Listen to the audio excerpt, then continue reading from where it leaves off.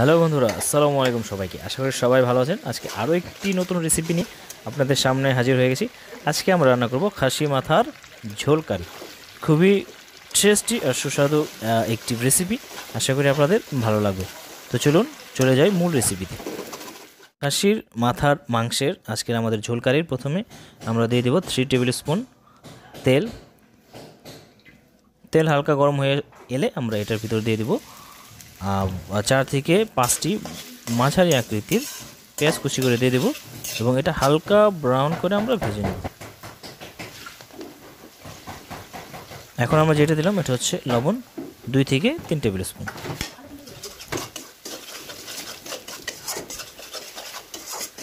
আরও একটু হালকা ব্রাউন করব আমরা। এরপর আমরা দিয়ে দেব খাসির মাংসের মাথার মাংস। এখানে প্রায় 900 গ্রাম মাংস আছে এবং এটা আমরা আরেকটু নেড়ে ছেড়ে হালকা করে একটু কষিয়ে নেব পেঁয়াজের সাথে। দেন আমরা এখানে বাকি যে মশলাগুলি আছে সেগুলি দিয়ে দেব। ফার্স্টে আপনার যাবে তেজপাতা 3 থেকে 4টি। এরপর আমরা দিয়ে দেব দারচিনি, আর এরপরে বাকি যে গরম মশলা সেটা হচ্ছে এলাচ এবং আমরা দিয়ে দেব লং। আর এরপর দিয়ে দেব আদা এবং রসুন বাটা। এখানে মিক্স আছে আদা এবং রসুন বাটা। আমরা দিয়ে দেব 2 থেকে 3 টেবিল স্পুন। এরপর এটাকে আমরা আরেকটু কষিয়ে নেব এইভাবে 2 থেকে 3 মিনিটের মতো আমরা এইভাবে এটাকে কষাবো। আর এই পর্যায়ে আমরা দিয়ে দেব কাঁচামরিচ 5 থেকে 6টি ফালি করে কাটা।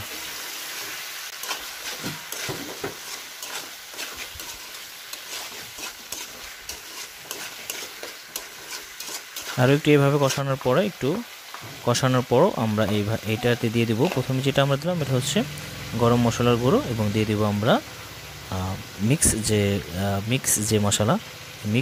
মশলার গুঁড়ো। মিক্স মশলা গুঁড়ো আমরা দিয়ে দেব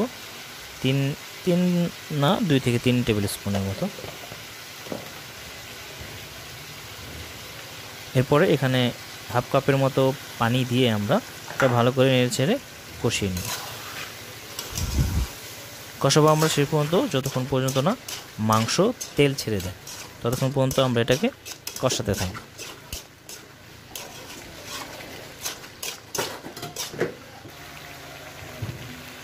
যে মাথাটা আজকে আমরা রান্না করছি এটা হচ্ছে আপনার একটি খাসির মাথা এবং এই মাথাটা আমি কিনেছিলাম 400 টাকা দিয়ে এবং এটাতে টোটাল কাটার পরে মাংস হয়েছিল আপনার অলমোস্ট 970 গ্রামের মতো।